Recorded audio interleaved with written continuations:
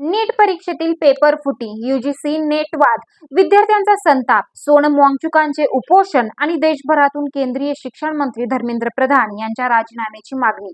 पण एवढ्या सर्व घडामोडींनंतरही पंतप्रधान नरेंद्र मोदी धर्मेंद्र प्रधान यांना पदावरून का हटवत नाहीत? हा फक्त एका मंत्र्याचा प्रश्न आहे की त्यामागे मोठे राजकीय गणित दडलेलं आहे? आजच्या व्हिडिओमध्ये आपण याच प्रश्नाचं सविस्तर विश्लेषण करणार आहोत, त्यामुळे व्हिडिओ शेवटपर्यंत नक्की पहा. नमस्कार, मी आरती. आपण पाहत आहात आझाद मराठी. देशभरात गेल्या काही महिन्यांपासून स्पर्धा परीक्षांमधील अनियमितता हा चर्चेचा मोठा विषय ठरला आहे. नीट यूजी परीक्षेतील पेपर फुटीचे आरोप, यूजीसी नेट परीक्षा रद्द होणे तसेच इतर परीक्षांबाबत उपस्थित झालेले प्रश्न यामुळे लाखो विद्यार्थी आणि पालकांमध्ये नाराजी आहे. या पार्श्वभूमीवर केंद्रीय शिक्षण मंत्री धर्मेंद्र प्रधान यांच्या राजीनाम्याची मागणी सातत्याने होत आहे. विरोधी पक्ष, विविध विद्यार्थी संघटना आणि अनेक सामाजिक कार्यकर्त्यांनी सरकारवर दबाव वाढवला आहे. पर्यावरण कार्यकर्ते सोनम वांगचुक यांनीही शिक्षण व्यवस्थेतील पारदर्शकतेसह विविध मागण्यांसाठी आंदोलन सुरू केले असून त्यांच्या उपोषणाकडे देशाचे लक्ष लागले आहे. मात्र एवढ्या सर्व घडामोडींनंतरही धर्मेंद्र प्रधान आपल्या पदावर कायम आहेत. यामागचं पहिलं कारण म्हणजे सरकारची भूमिका. केंद्र सरकारचं म्हणणं आहे की परीक्षा प्रक्रियेमध्ये काही गंभीर त्रुटी झाल्या असल्या तरी त्यासाठी थेट केंद्रीय मंत्र्यांना जबाबदार धरणे योग्य नाही. सरकारच्या मते परीक्षा घेणाऱ्या संस्था आणि संबंधित यंत्रणा यांची जबाबदारी स्वतंत्रपणे निश्चित केली जाईल आणि दोषींवर कारवाई केली जाईल. दुसरं महत्त्वाचं कारण म्हणजे राजकीय संदेश. जर धर्मेंद्र प्रधान यांचा राजीनामा घेतला गेला तर विरोधी पक्ष याला आपल्या आंदोलनाचं यश म्हणून मांडू शकतात.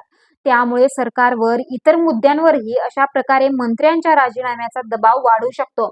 अनेक राजकीय विश्लेषक याला डोमिनो इफेक्ट असं संबोधतात. तिसरं कारण म्हणजे धर्मेंद्र प्रधान यांचं पक्षातील स्थान. धर्मेंद्र प्रधान हे भाजपचे अनुभवी नेते आहेत. त्यांनी पेट्रोलियम, नैसर्गिक वायू आणि शिक्षण यांसारखी महत्त्वाची मंत्रालये सांभाळली आहेत. पक्ष संघटनेत आणि केंद्र सरकारमध्ये त्यांना महत्त्वाचं स्थान असल्याचं मानलं जातं.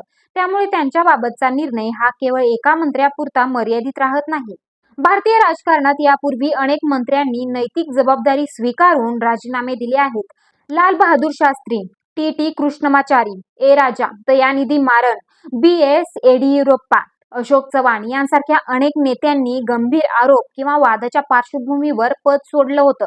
काहींना नंतर न्यायालयातून दिलासा मिळाला, काही पुन्हा सार्वजनिक जीवनात सक्रिय झाले.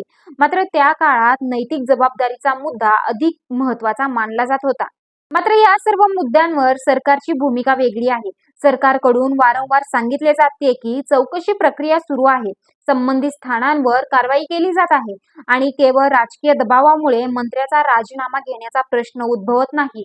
त्यामुळे आजचा मुख्य प्रश्न अजूनही कायम आहे.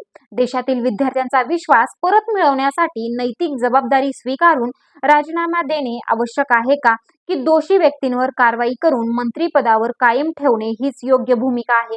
या प्रश्नांचं उत्तर भविष्यातील चौकशी, न्यायालयीन प्रक्रिया आणि सरकारच्या पुढील निर्णयांवर अवलंबून असेल.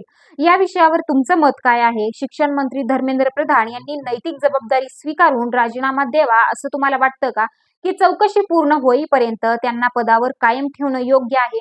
तुमचं मत आम्हाला कमेंटमध्ये नक्की सांगा. व्हिडिओ आवडला असेल तर लाईक करा, शेअर करा आणि अशा सखोल व तथ्याधारित विश्लेषणासाठी आमच्या चॅनलला सबस्क्राईब करायला विसरू नका. धन्यवाद.